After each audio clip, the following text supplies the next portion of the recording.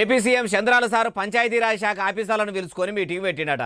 పంచాయతీరాజ్ శాఖను deputy CM పవనాల sir చూస్తుండు.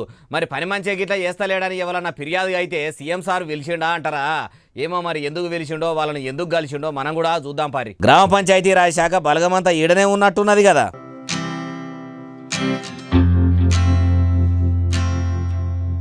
అగో సీఎం చంద్రాల సార్తోనే డిప్యూటీ సీఎం పవనాల సార్ కూడా మీటింగ్లో ఉన్నాడు.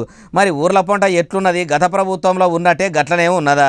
ఇంతకు మొదలు ఏపీలో పల్లెల పరిస్థితులు ఎట్లుండేటి అంటే ఎల్లే గొంగడి ఏడున్నది అంటే వేసిన దగ్గరనే ఉన్నది అన్నట్టు ఉండేది. ఇప్పుడు అట్లా కాదు. తెలుగుదేశం పార్టీ ఏలుబడిలకు వచ్చింది. ఆంధ్రప్రదేశ్ రాష్ట్రాన్ని ఎక్కదీపమూలే ఎలిగిచ్చుడే మన ఏకైక లక్ష్యము. ఏ పల్లెకు నీళ్లు సక్క వస్తలేవు, ఏ ఊళ్ళే మూర్లు సక్కగా తీస్తలేరు, ఏ గ్రామంలో గలీజ్గా సడాకులు ఉన్నాయి. ఇట్లా ఒక్కటని కాదు, గ్రామంలో ఉన్న చిన్న తక్లీఫ్ కాడ నుంచి పెద్ద పెద్ద గోసల దాకా అన్నిటినీ పూసగుచ్చినట్టు అరుచుకున్నాడట. ఇక అధికారులు కూడా సార్ అన్ని ముచ్చట్లు ముంగట చేసినాక ఊకుంటారా? పవనాల సార్ ఉన్నాక పని ఎక్కువనే ఉంటుంది సారు, మీ పార్టీ పతార కూడా ఎక్కువనే పెరిగింది, ఇప్పటికే అన్ని పనులు దగ్గరుండి డిప్యూటీ సీఎం సారే చూసుకుంటుండని అధికారులు కూడా చెప్పుకొచ్చిరట. ఇక ఆ మాటలు విన్నాక ముఖ్యమంత్రి సారు కూడా ఉప ముఖ్యమంత్రి సారు పనితనానికి మనసులనే మురిసిపోవచ్చు.